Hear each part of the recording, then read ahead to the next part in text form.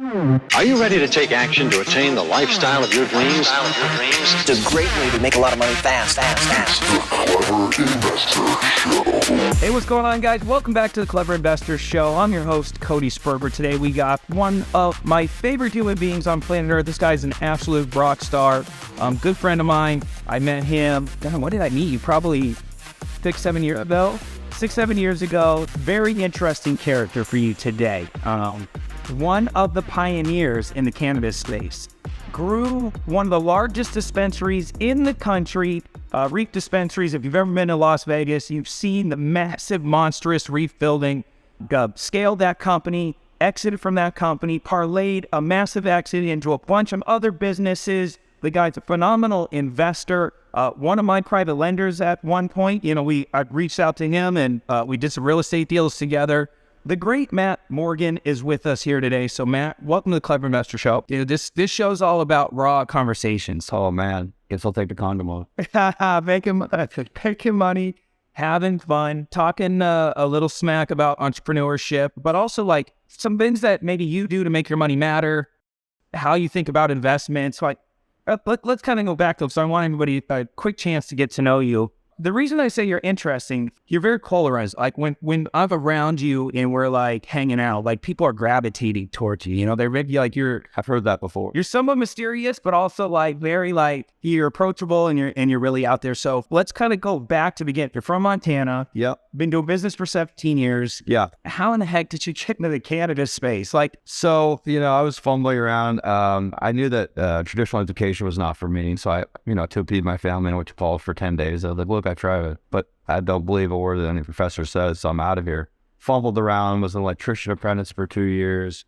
Then I had a job in these trenches laying city water and sewer pipes, and I was like 19. And then I was like, I got to figure this out. My father was kind enough to give me a course of real estate when I was 20. Took the course. I'm like, all right, I'm going all into real estate. Did that 20, 21, 22, 23. Was successful, had new cars, had the big, $700,000 house. I was 22, which was a lot. 2000, we were 6, 7 in Montana, right? That gets you like 7,000 feet. And I had the whole thing. And then in 2008, we all know what happened. The subprimes fell out. Obliterated. Bro, I was over leveraged. I didn't understand economic cycle. As a young kid, I'm like, I got this shit figured out. I didn't have it figured out. I lost everything. Had a couple $100 there, left my buddy's basement for several months. Literally, like what? Sleeping on a couch in some nice, the spare bedroom, I had like no sheets or anything. Like maybe like a shitty old comforter. And I just remember watching like reruns of Entourage. That was like kept me alive. It was cold as like cloudy Montana, negative 10 degrees. I'm just like, God, if I could just get to LA and live this life. And then I started doing more research online, and some of my friends started getting their medical marijuana cards. And I saw how this literally saved their lives. They were veterans, just PTSD. And at the tail end of my like smoking marijuana. Yeah, but it got them off all pharmaceuticals. Like it saved their lives. Like when I say that, I'm dead serious. And I'm like, man, I just remember a bunch of hippies smoking dope. Like, but I'm watching what's going on, and I see like a movement started to like gear up. Or this is like, I figure, all right, this is the next big thing. And everyone's like, this is 2008, right? This is way before today. And everyone's like, you're crazy. My family's like, you want to be a drug dealer, and we knew it. And it's like, it was a disaster, but I'm very hard-headed. And like when I laser focus on something, like no one's going to tell me otherwise. And so that day I made a decision, like I'm going all in on this. I scraped from friends and family. I scraped together 80 grand and built these cultivations that were complete shit. But I started my garage and figured it out. Like, all right, I got the hang of this. So wait, your master plan was to grow your own? No, I became a caregiver to grow up for the patient. Okay. Yeah, I wasn't a user, if at all. I actually thought that people that smoke pot were completely unsuccessful and motivated, because that's what you were taught, right? Drowning alcohol's cool. That's what the cool kids do. If you smoke dope, you're a loser. I actually started thinking the opposite. So yeah, I scraped together 80 grand and kept parlaying that. I started to grow some of the best cannabis in Montana after I failed many times. Started to get more attention from, a gentleman that sold his waste management company for $40 million. We want to get the business, ended up building like a $3 million cultivation, and my partner 50-50, and just kept rolling. And then Montana, being very conservative, old schools, and whoa, this program's completely out of control. It's dispensaries on every street corner. We got to put a lid on it. So they came in 2010 and were like, hey, you can no longer grow at scale. So if you want to be a grower, you can only grow 18 plants. I was growing like over 3,000. You know, I was pumping at that. Well, I was making like $800 a year. But I'd hit like the ceiling in Montana. Like there's nowhere to go. We're talking about, at this point, there's less than 1 million people in the whole state. And there's, what's interesting about this, there's no roadmap. You're figuring this out in real time. Like, Yeah, I don't like you're a cannabis college. I have a very strange brain where I can utilize the left and right side of my brain. So I can be very creative, but I can also be very process driven. And I'm very numbers orientated. So like math is like probably one of my strongest skill set. So yeah, I'm like creating stuff out of thin air, trying to figure out and navigate, and the landscape's changing so fast. I'm done off the DOJ's going to kick my door in.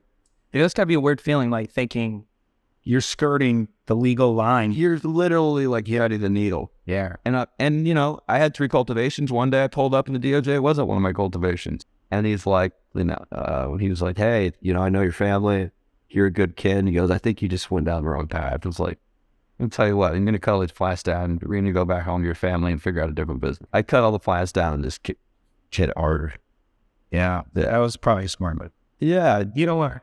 I don't know where that dude's at now. He's into aging out there, but You're not going to sit on your yacht like the Wolf of Wall Street and throw lobsters at them. All right. And so you're growing. Now they're putting the can on it. yeah, at this point, like, you know, at 3,000 plants, if you decide to keep going, like that's serious prison block.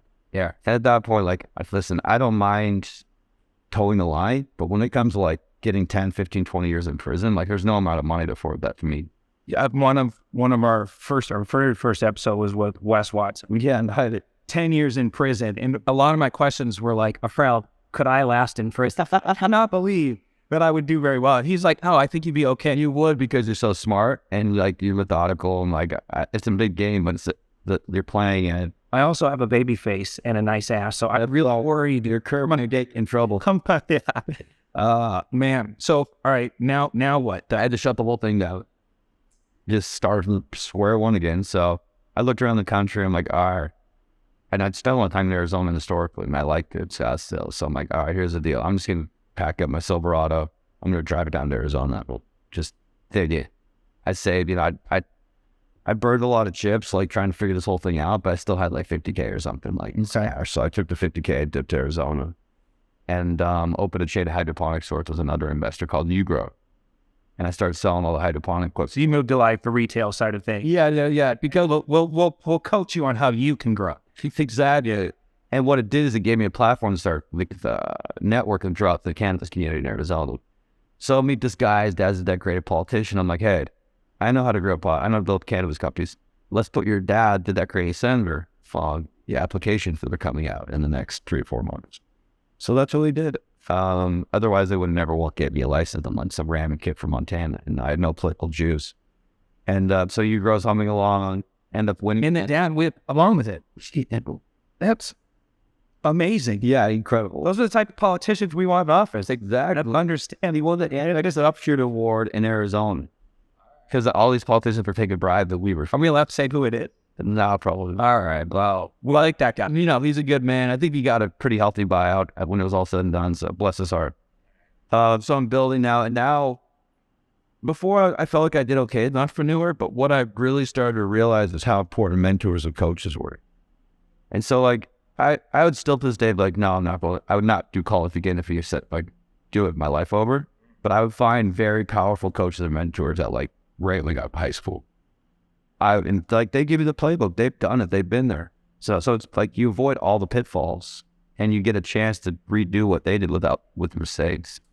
My take on college is pretty simple. If you don't know what you want to do yet in life and you want to buy a little bit more time for your parents to kind of pay your way. Yeah. And you want to party a little bit, as long as you're going to college for a degree that could be useful, I'm okay with it. I don't love it, but like if you're going for finance, for instance, you're going to use finance in entrepreneurship. It's a guarantee you'll use it. If you're doing basket weaving or some weird thing, it's just such a waste of time and money. Like just degree in like communications or like art or like, I don't know. My personal belief about higher education, all education at this point, is that the government grooms you to be a good corporate citizen, to get on the hamster wheel, to work for 40 years and then retire and die. Trust in the 401k. Yeah, and that way they control you because money's power. So the more you go against their grain and you build and accumulate wealth, the more power you have, which could jeopardize or threaten their system. So they don't like people that go against what they were. Right? And so I believe that the more traditional education you go through, the more you're getting groomed to be a good worker. Kids nowadays get it. Like when we were a kid, you go through class and what do you want to be when you grow up? Like, I want to be a scientist. I want to be an astronaut. I want to be a doctor. Now I bet you go to a class, I bet you 89% of classes I want to be an entrepreneur. We didn't know what that was. And I didn't even, entrepreneur. I didn't even know what that word meant when I was a kid, and I never heard it. Well, entrepreneurs never called themselves entrepreneurs. No, I'm a business lead. Yeah. Like Jay-Z, right? Yeah, as well. So now you started talking about mentors. So here you are, you're meeting all these people. Are you actively thinking, I need to find a mentor? I have mentors in Montana, but they're like a joke when I look back. You know what I mean? Like, bless their hearts for trying to help me and make a buck with me, but like, it's like a mud puddle. So like Scottsdale, like the first place where there was real wealth of like real guys that needed to gate. And so I'm a really good networker. I'm really good at making friends. I'm really good at getting people to like me. So like, I just started networking and I found these old guys. They call them the old wise men. I'm like, they gave me the playbook. Once I met them, like, let's just say I was like a stumbling entrepreneur like this, like slowly going up. I went like this because they built, Fortune 500 companies. So like, they're like, here's how you do this. Here's who you hire. Here's how you create core values. Here's how you build financial models. Here's how you build pitch decks. Oh, here's my whole Rolodex of rich people. Let's go pitch them, right? Like literally it was like, oh my God. Like it took like the blindfold off me. And you met them just through networking? So the first one I met when I was 25 and I moved to Arizona, this other kid I'd met, he's like, come to this entrepreneur class with me. I'm like, I don't like classes. I don't like how to Spanish. She said, trust me, it's so cool. Like all these different people, blah, blah, blah. So I show up one day. I'm like, if you shut up, I'll go. So I go one day. The instructor, I was 25, so he was 65. He's still like one of my best friends to this day. And he's the instructor of the class. And there's like 50 people in there and all different shapes, sizes, ages, different businesses. And they're all trying to get to the next level. This guy had been there and done it. He'd owned probably 100 different companies. And you had to go through the class and tell them what your name was and how, what you did for a living, what your business was. And like, I was just like, my name is Matt, I grow pot. And the instructor's just like, okay, this is ridiculous.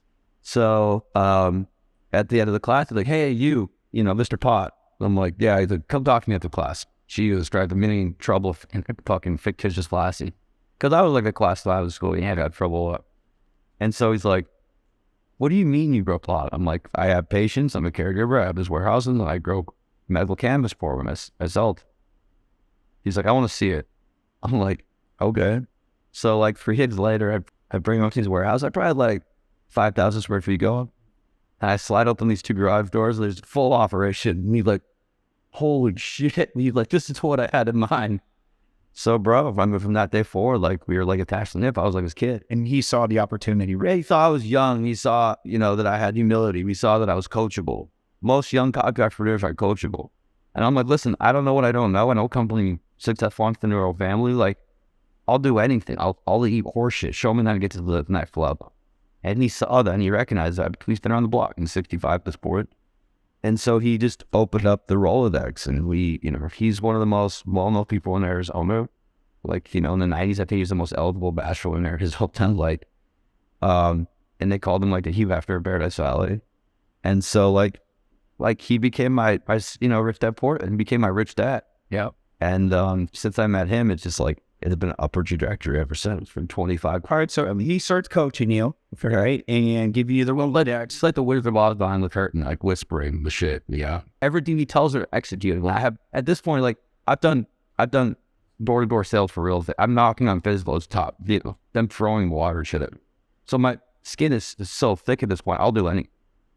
I'm just so hungry to be successful. I'll literally do anything.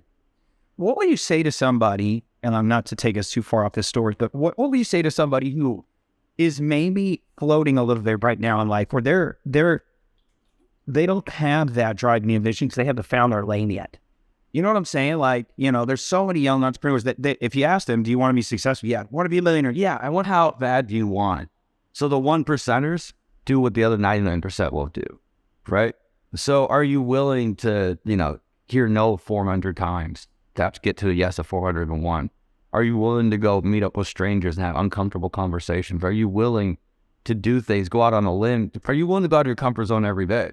You have to ask yourself a lot of questions and then get yourself in the right mentality. If you're not built like that, you're not built like that. Most people aren't.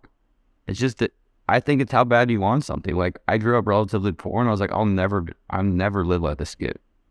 And it created such like an internal pain inside of me. I was just like, it created like this driving force where like I could fail 100 times and I would just develop. You know what I mean? Like, in my mind, it's like failure is just that if you fail again, or it's not even failure, that's another learning lesson.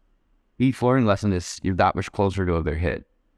So it's just like, I think I would never looked at it like, oh my God, what am I passionate about? I want to do it what I'm passionate about. I looked at where's the most opportunity, right? And I think the emerging industries getting in very early gives you a ton of opportunity with the massive amount of upside. And so it's like, first of all, I think it's mindset, right? Like, when I was a struggling entrepreneur in my early 20s, I would hang up like printed little 8x10 pages all over my house. So like when I brush my teeth, you know, there'd Like vision board stuff. yeah, there'd be a little page like by where I brush my teeth, and I'd have to say, I'm going to be wealthy out loud 10 times every week louder, and just ingrain that into my head. Positive self-talk, really conditioning you to believe this is possible. You have the potential. You're going to go do it. Your mentality is 80%, right? So like, if you don't think you're going to be wealthy and successful, you'll never be successful. Like, it has to be living in your head way before it actually happens. I have a good friend of mine. We just had this conversation this morning. She was like, she got this huge opportunity. I can't talk about it, but it's an asset. And she said, and this person owns $800 million worth of apartments. Just think about the logic of this. Beast mode. Yeah. Bags. And they're telling me, because I want to say their gender, they're telling me, I feel like this opportunity is a little scary. I don't know what I'm doing, and I feel like I'm an imposter. And I'm thinking to myself, you are more successful than every person in this room. Right. And the fact that you feel this way, a lot of people feel this is a very normal thing. And it's the personal development and changing the language patterns. And instead of saying, I feel like an imposter, I don't know if I'm capable of doing this, my whole coaching session to this person was, what if you told yourself, like, I might not know what I'm doing, but I'm going to figure it out. You know, and yeah, while this is a little scary, this is super exciting for me to step into this uncomfortable spot because I know I'm going to grow. And as we started talking, they were like, oh, why am I not doing this? Because if this person gave advice to somebody else, that's the advice they would get. For sure. But they don't do it themselves. Then it's crazy, right? So that how they perceive the world outward versus internalizing. Yeah. But like, you stole the word out of my mouth. Like, people ask me all the time, isn't this scary? What are you going to do? No one's ever done it. It's like, I'll figure it out. And I always figure it out. You know what I mean? It's like you jump on an airplane with no parachute and build on the way down. I think that would, no, not doing it yet. Yeah, exactly. And like, the human brain is so impressive and intriguing. Like, if you back a human into a corner, they'll figure it out. You know what I mean? Well, I say that all the time about like addicts. You drop an addict into any remote location, you'll find I promise. Yes. Right. And it's like, how are they able to do that? Because they wanted that. Yeah. Yeah, right. So I love that. I love that answer. This person's coaching you. You got this little growing up. I got the caregiver thing going, got the retail stores going, and now I'm applying for licenses to create a big boy platform. All right. So we end up winning a license to own. And I had to have this vision, like, I always kind of see how I think the future's going to play out, and then I have to place chips based upon where I think set. Call them like, all right, this is going to be huge. Like, these licenses are going to be like the national alcohol distribution license. Yeah, one. So we get Sedona, I'm like, all right, that's cool. So then I go to my mentor, I'm like, I need to raise some money. He's like, all right, let's go to my wealthy guys. So I go raise $7 million. And It's a lot of money. Yeah, especially I was 26, you know, so, And what was the pitch? Like, in general, like, are you giving away equity?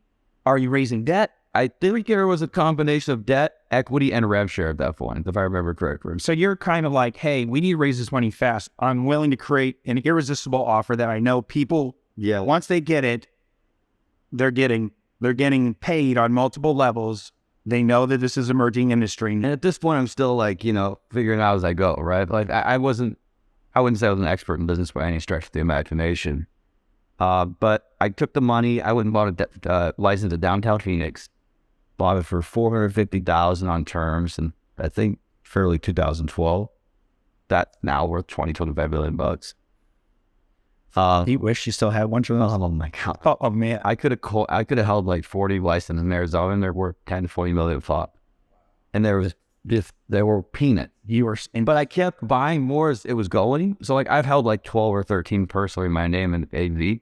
Oh my god, I can't believe I'm actually paying $900,000 for this one. God, I can't believe this one's 4.8 million. They kept and Arizona's still got an amazing program, robust. So open up downtown Phoenix at the hottest spot in the state. I'm growing some of the best bud. And what was the name of that? Blue dispensaries. Blue. So that was the first one. That company just sold for $212 million about 12 months ago.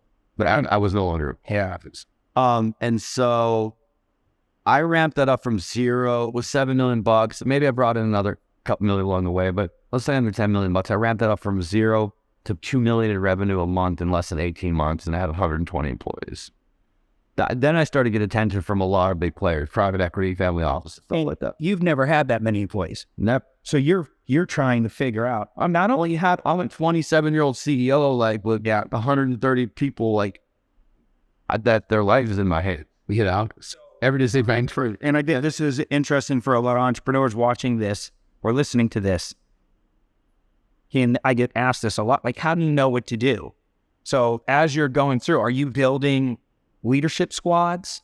How do you create SOPs? How do you think about meeting cadence? Like, well, how do you scale from zero? Because that's a fast growth. Yeah, and literally, they got from my mentors, right? They showed me about org charts. They showed me about different departments and directors of each department and reporting up, right? Almost like military, and job descriptions and hiring based off core values. And so that there's a very strong culture within the organization, right? They're like, put your most important core values on a piece of paper, 4 to 6. So I did. And then we brought in one of them, in my opinion, one of the best HR guys I've ever seen. And they said, hire everyone off those core values. Because you can't change core values, but you can teach skill sets, right?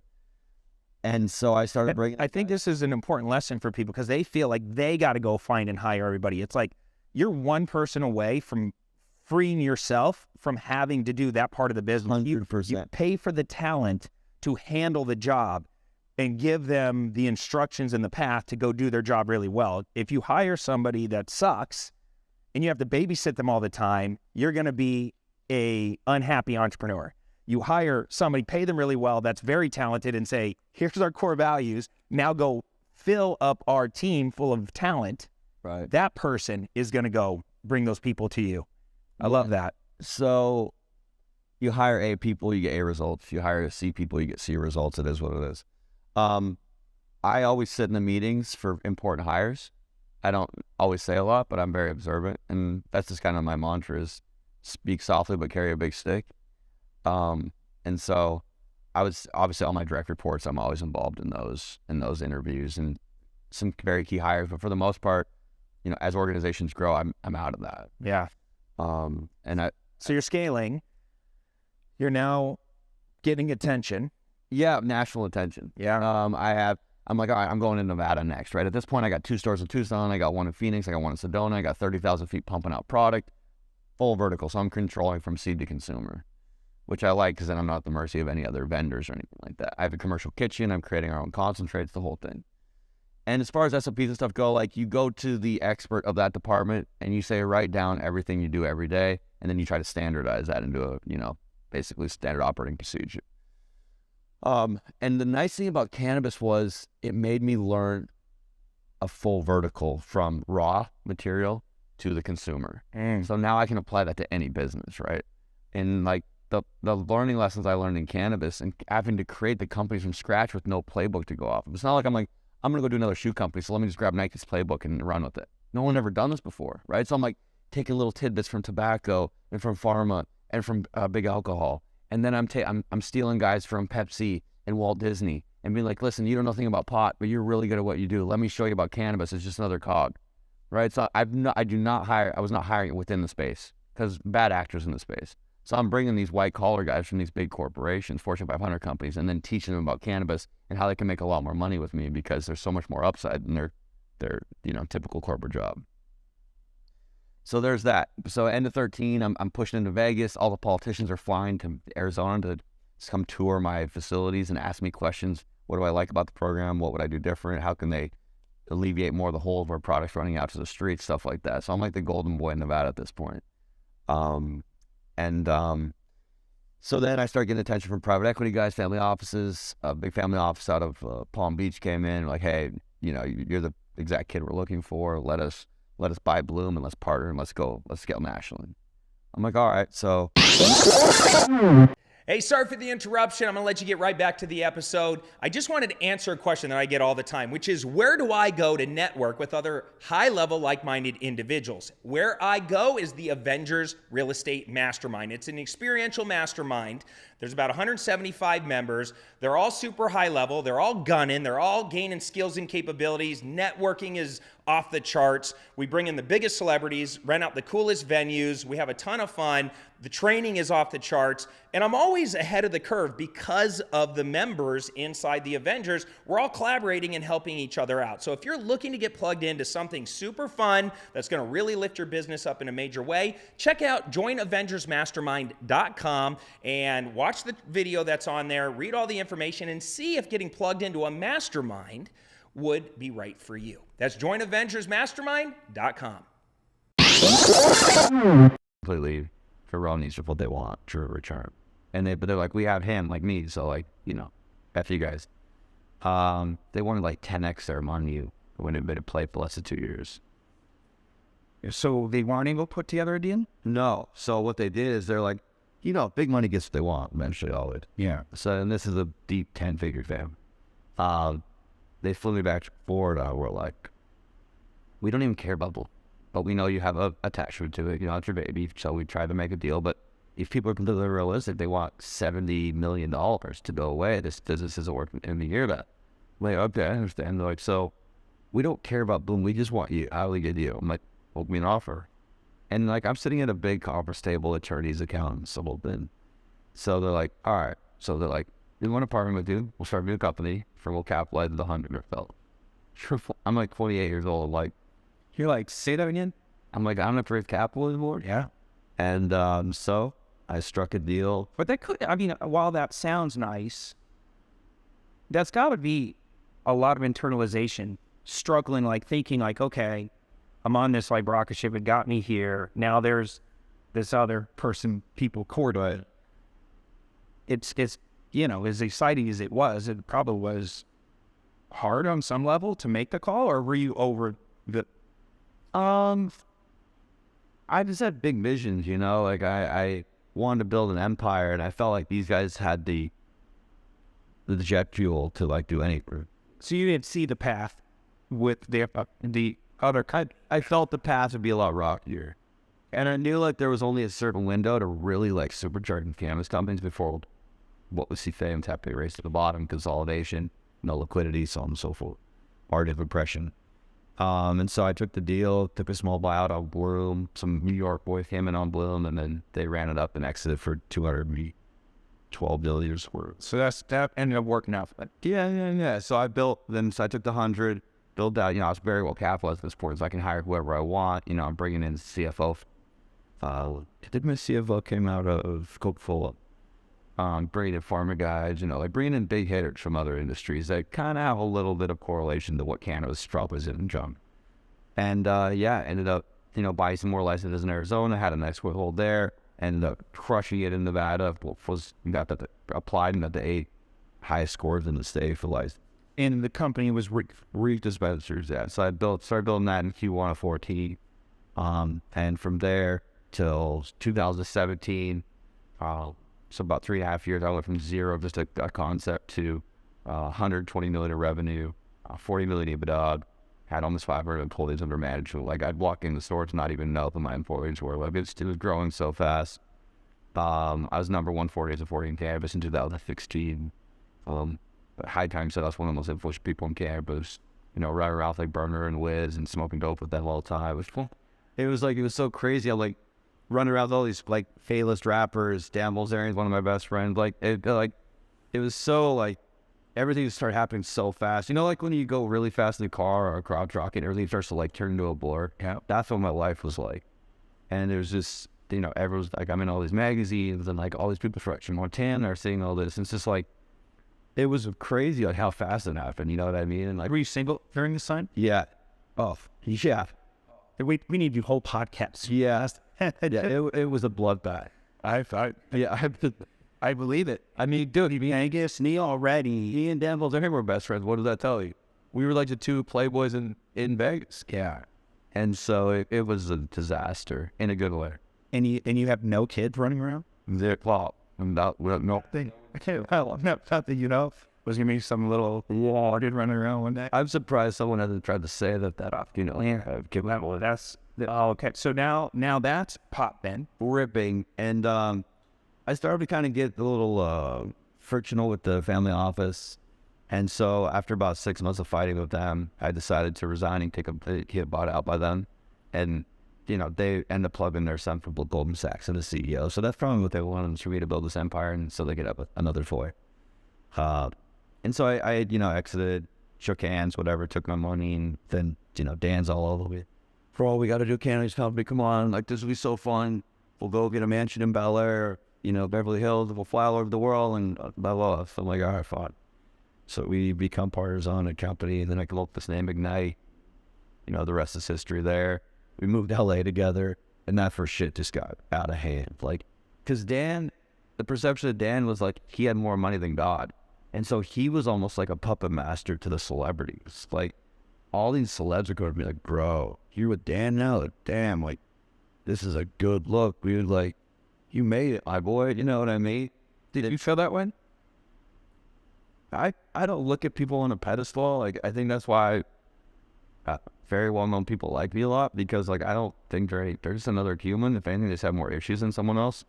But you're just another person, you know what I mean? So, like, I don't give anyone preferential treatment, but at the same time, like, I had my own money. Like, I never asked Dad for anything, you know what I mean? Like, I had my own shit going. Yeah. You know, like, I think he respected, because everyone tries to take shit from him. So I think he respected that. Like, I was just there to have fun and build companies and do whatever. So we started throwing these crazy parties in Bel Air, you know, like, Middle Eastern guys are from like 30, 40,000 to get in. Like, the first one we drew, I think we took his jet while picking up girls all over the country and flying it into LA to this party. So the first party, I mean, was like 80 dudes and like 800 girls. And like, you know, it was That sounds awful. it was madness. Like, it like destroyed any Playboy party ever. Shit, what type of thing. But like, I started to take a step back, and I'm like, this isn't what I thought it was. Like, this isn't what I thought it was when I was in that base in Montana watching Mountain Rose. What I mean, how manufactured it was, how fake everyone was. Everyone was there for the wrong reason. It was like, I started to get a sour taste in my mouth about that whole life. And I started becoming a little unhappy and bitter. It's just like, this isn't what I signed up for. Like, you roll in a room, everyone's, you know, give me the fuck you smile. What's up, bro? How you been? Like, you just don't know who's going to stab you in the back when you turn around. And it's just like, You almost become down to it all. you do, like, then you look back, you're like, what was I doing? You know what I mean? But yeah, I lost all connection to emotions I had, you know what I mean? It was just like, I became very cold. And like, that's not how I was raised, and that's not who I am. And so I just started to kind of remove myself in that situation a little bit. He and Dan's father were getting in a lot of fights, to the point of, you know, can kind of almost just push me out of the company. I owned a very small piece. I just walked away after about a year.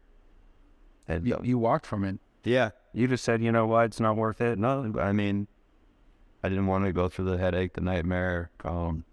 His father, his cronies were heavily involved, and I felt they weren't very good at running businesses. And they like, either you're going to give me the range, or you're going to let me build an empire, or not.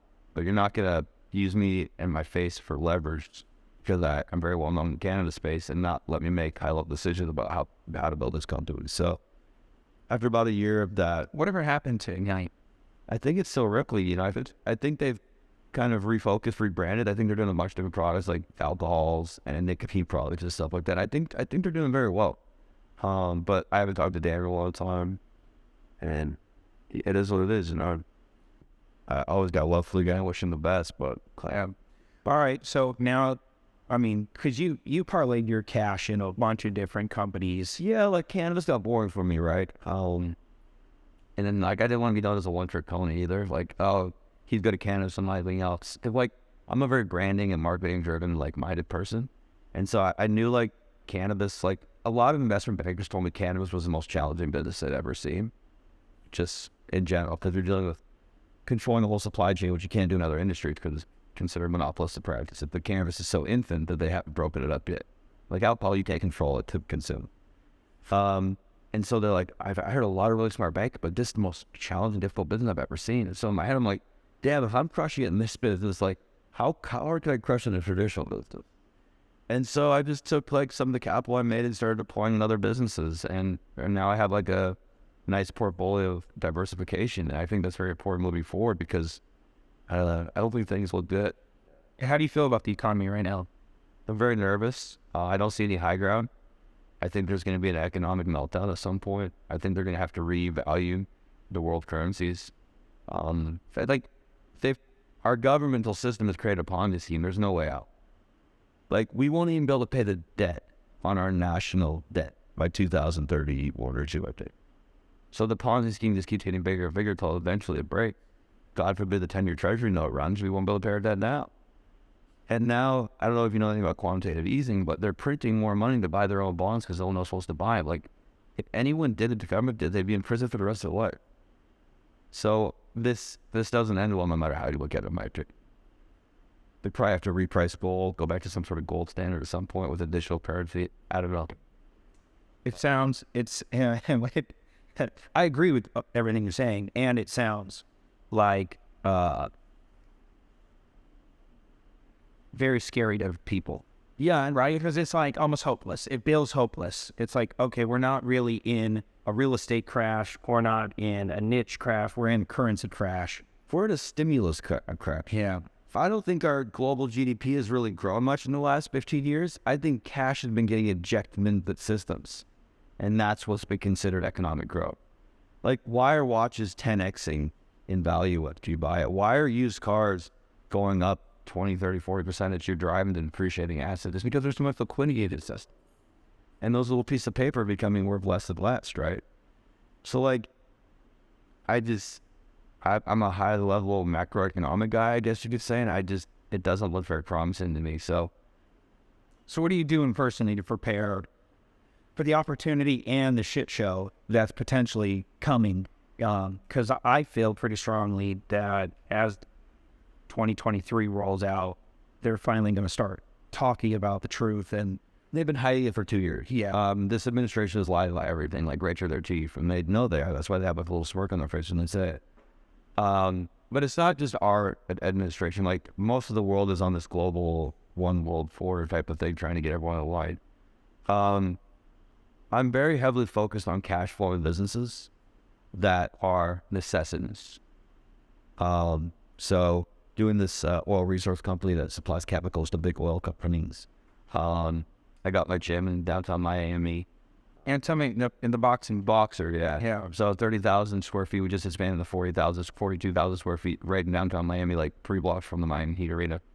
I already have 1,600 members in 7 months. So the trajectory is like crazy. And I see unique business opportunities, and I see talented operators. And then I used to be the operator, right? And now I realize, like, the operator doesn't always make up the money. It's the guys behind the curves, the guys pulling the straight. You want to be in the wisdom. Yeah, so now I have these young operators under me, and I coach them, and I help build teams around them. And So are you the old white guy now? Bro, I'm like the old wisdom guy. Yeah. Student became teacher, right? And, I'm just passing on the stuff that I learned. But I've had some hard learned lessons. Like, sometimes they're not coachable. Sometimes people like, what was your biggest implosion of an investment or on the business that you tried to besides maybe the Ignite conversation? Yeah, that was tough. You got some perks though along the way. So yeah, I did a biotech company that I was very heavily capitalized in, and it was basically creating proprietary formulation from hemp plant. I was going into the over-the-counter pharmaceutical space, basically like Advil, Tylenol, anti-anxiety, sleep, stuff like that. And I was trying to come up with proprietary formulations, that basically would take over the over-the-counter space. So instead of using synthetics, you'd use a natural hemp or plant derived fraud. And so, but since it was it was looked at a CB company, I built that up end of 18 through 19 into 20, and I was able to get it off to a public company by the skin of my teeth. But like the thing was like CBD like died greenfield, but you know what I mean. If this was looked at as a CBD company, so like lost all this traction, and I ended up losing my ass on that transaction, like millions. It took a few years off my life, but you know, I came out bigger, stronger. Like I'm not upset about it. It's what it is. It's a great learning experience. You've had a couple of unique moments that a lot of people don't have, like staring at bank account, seeing tens of millions of dollars in there. Yeah, and then staring at your bank account, losing millions of dollars, and just being like, oh man. My mistake as a young boy, never realizing that can even be achievable. Even though in my head, I'm like, I'm going to do this. Once you see those big numbers in your bank account, my first mistake was acting like a professional athlete and having not really good money management skills for that kind of wealth. And I had an entourage with me, had drivers, had assistants, had chefs. And I just started to watch how fast those numbers started to go backwards. You know, like I was pissing through hundreds of thousands a month. I'm like, fuck. Like, and now I see how athletes go broke. Yeah, because you just get so normalized to this lifestyle, right? You're out of the club, 20,000 here, 15,000 there, whatever. And like, it's just, I saw a clip recently of Andrew Tate talking about meeting up with Dan Bilzerian. Yeah, and just him bringing his cars over and his security team over and his private jet over. By the time that this bird is like $300-400 grand for a trip, and you one trip. Yeah, you're like, now, bro, why would you do that? But the insanity of it all is people do it all the time. They start making that kind of money, or they have that kind of money, and then it goes normalized until it runs out. And so, like, as I get older, like, those things just aren't as important to me. Like, I want to be the guy that nobody knows his name but has a lot of money. You know what I mean? I used to want to be famous and in the spotlight, and I'm just like, dude, you can have all that. Like, the thing with, and I've been lucky enough to be friends with a handful of billionaires. Right. And, you know, they're not rolling around in Bugattis and Lamborghinis and shit. They drive normal cars. They have nice around. Oh yeah, very the South. Is that like their thing? But like, you wouldn't just see them. They're not dripping in Balenciaga and Gucci and shit. They're like normal. They're the opposite. And that's because the people they hang around with look at the millionaires like us that are dripping in fucking nice watches and Balenciaga and stuff as like, and by the way, not Balenciaga anymore. No, yeah, we're gonna throw that out. Well, the hard, that's the hard neck. But like, as like, that's what they do, the millionaires and the newly fresh web guys, because that's what everybody else does at that level. But when you get there, they're like buying ranches, and because I mean, first it was a weaponry and buying farms, you know. So I have a handful of billionaire friends, and there's a big billionaires and millionaires don't from the same plants at all. Billionaires are passable. Look at me, I made it. Fuck you. But there now is a big game, and so they're moving massive chess pieces. And they don't want anyone to know what they're doing, right? Millionaires, they made it. Yeah, I'm a 1%er now. Look at me. Like, I've kind of got away from wearing watches. I still wear. I'm a big shoe guy. I'm a shoe guy, so I wear a lot of nice shoes. But like, I wear like $5 t-shirts. My friend's company's like, this is Sean's company, right? Yeah. Guess that's where the particle. Shout out to Lions 9. Shout out to Whalen and Lions Den. He sends me shirts every month, and he's a good man. But like yesterday, I'm wearing a particle shirt. You know, it's like companies I invest in. But these are like $5 t-shirts. I don't really wear design or anything. I think I passed all that shit. You know, when I was like in my late 20s and I became a multimillionaire, I wanted everyone to know. Fuck you, I made it. I overcame all these odds. I was in your face, you know, and I started drinking alcohol and become obnoxious. Now I'm just like, leave me alone. Let me build my little empire. And like, you know, yeah, I just wanted like be left alone and be happy. So how do you think about investments right now? Like if, let's say I see an opportunity in an emerging industry. I heard this podcast. I'm like, I'll reach out to Matt. I'll pitch him on this idea, which I'm sure they've 3 times today. I was going to say, I'm sure it happens all the freaking time. Yeah. How do you vet something? How does somebody even get your attention? How would you vet the opportunity? And then what would be the process to even like move forward with something? So, now I have a C-suite team, you know, that are all high-level business people. A lot of it comes from my gut. And I listen to my guts before my brain talks me out of it or talks me into something.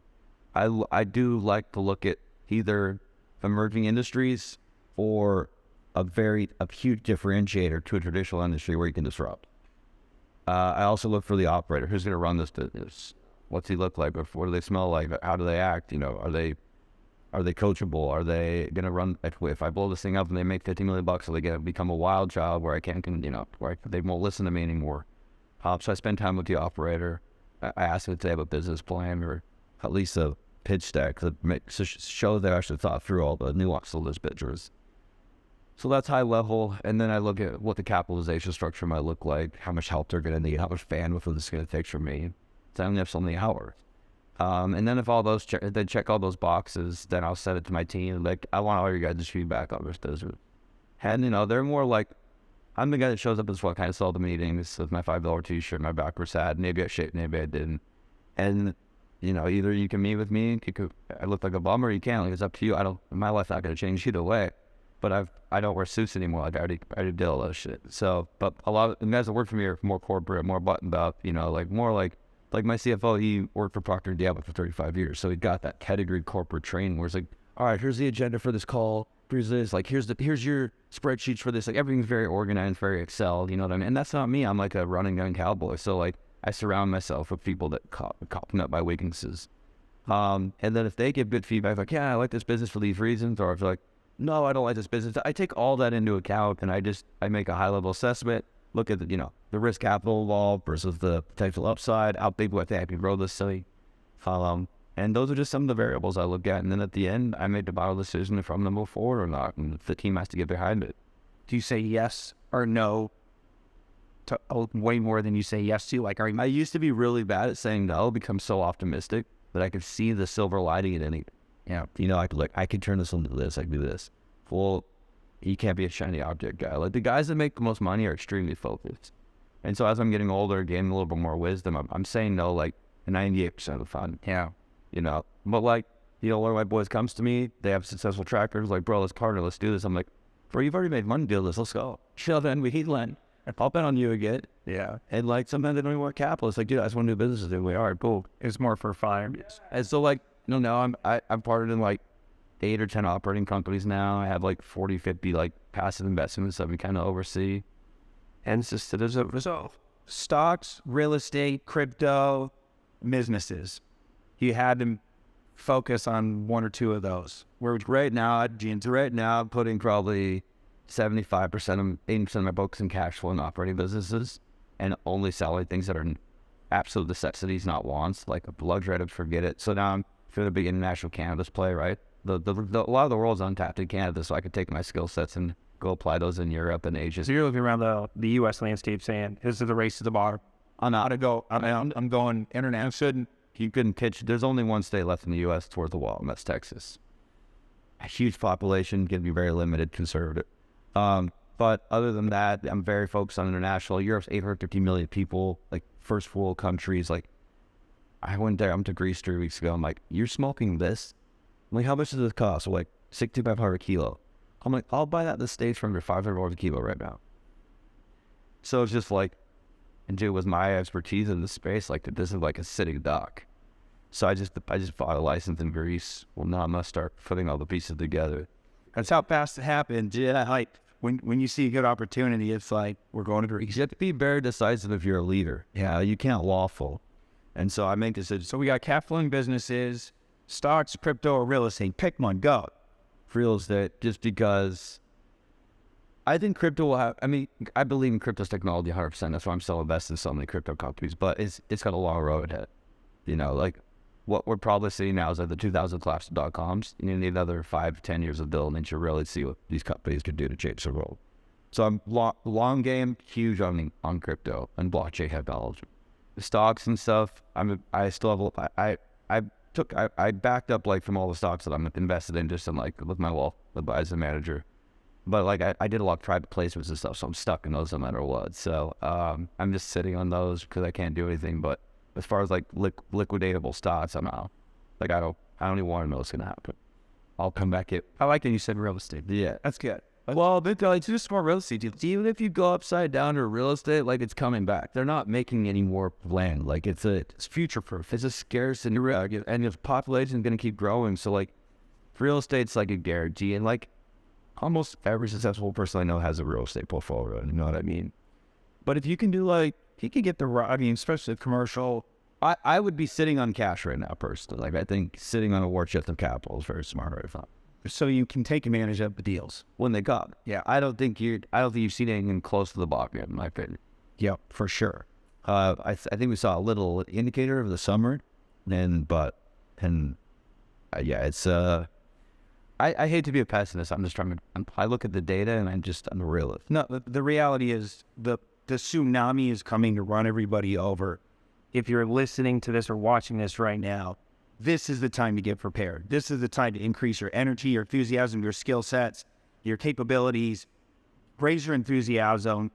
Get plugged into other winners. Like it's go time. Like it cannot be defense right now. We need to be like shifting to offense hard. Yeah, because it's going to run a lot of people over. You touched on it. Like it's coming. And I hate to be this pessimist on the top of the building with my tinfoil hat. Be like, we're fucked. We're all done. We're cooked. But like, bro, every economic indicator I see, it's gonna get ugly. Like it could be worse than I can bear as well. And you're gonna see wealth decimated. But like once the ashes settle, that's where the new empires have built. Right. That's where you'll see the new Rockefellers and Carnegies and Vanderbilts and all these guys rise above the ashes. Like the next generation of titans with being able to lean on leverage technology and exponential growth, like. You'll see the first trillionaire out of it, in my opinion. All right, so let's end this thing strong. All right, let's end strong. Let's go. Okay, so what would you say to somebody right now that's an entrepreneur that is around a bunch of negative people? They don't have a path. They don't have the mentors. They don't have, they're trying to figure out what they want to do with their lives. What would you say to them to motivate them to really lean in on what's coming right now? First of all, I would get away from all the negative people. The next 10 years of your life will be defined by the books you read and the people you surround yourself with. So get with the innovative, open-minded thinkers. Like, I'm not over here crying like, we're screwed, we're fucked, we're doomed. I'm like, all right, I'm going heavy in these cash flowing businesses. They're going to start spitting off cash in Q2 of 23. I'm going to start investing that cash into assets that are hopefully rock bottom in the next, 12, 24 months. And that's how you start the whole thing. Now you have these machines that are feeding all these investments that are very, very undervalued. Get away from the negative people. Start reading more and more books. Try to find a white knight in this whole storm, right? Try to find something that can help weather the storm for you. An operating business, a cash flow business, do something. But you have to educate yourself. You have to be in the know. When you got to be in the action. If you're just sitting in your house, like nothing's just gonna come to you. Right? I used to get out every night shaking hands, talking to people, this, that. Like, now I can sit home and everything comes to me. But, like, that wouldn't have happened if I wasn't out every night being a social butterfly in my mid, late, and 20s and early 30s. So it's like, get out there, hustle, start hanging out with like-minded people, start reading the right books, and start creating visions so that you can capitalize on the future. Like, the most opportunistic times in our lifetimes in the last 200 years will happen in the next 24 to 36 months. So get ready for it. Do whatever you're going to do. Like, are you a survivor? Or are you just going to sink? Be the 1% that will do what the other 99% will do. That's it. And I think I would add, it's okay if you're on that couch in the basement right now. A lot of successful people started there. 100%. Rock bottom. I did. Stressed out, overwhelmed, bullied, passed over, pushed around, picked on, and they're sitting there and they're looping and they're saying, I'm not going to do this. I'm not going to live like this. I'm not going to stay here in this space. And enough is enough. And then they finally get pissed off and they say, you know what, tomorrow I'm waking up and bouncing back and I'm freaking going for it. And when you finally get there, I believe you finally get a breaking there. It's a breaking point. It's now I was bawling my eyes out when I hit that point. Like, so many times a show, it's that we take very small things and we blow them up into these big deals and we're freaking out. It's like somebody goes, matter, and I'm losing my mind. And it's like, why am I allowing my environment and all this other stuff to control and my reaction and who I am and how I roll through life? So I love that, dude, because if they do see the silver lining and they elevate their enthusiasm, this will be the largest transfer of wealth, and they got to make a call. If I got to be up, the haves or have-nots, which side am I going to integrate the generational curse for your family or not? And as we did, and the person watching this right now, you can do it too. So 100%. Go get it. all right. Well, thank you, man, for coming on the Clever Investor Show. We appreciate you. That's all we have for you in this episode. Until next time, we're out of here. Take care. Comb your hair. Peace.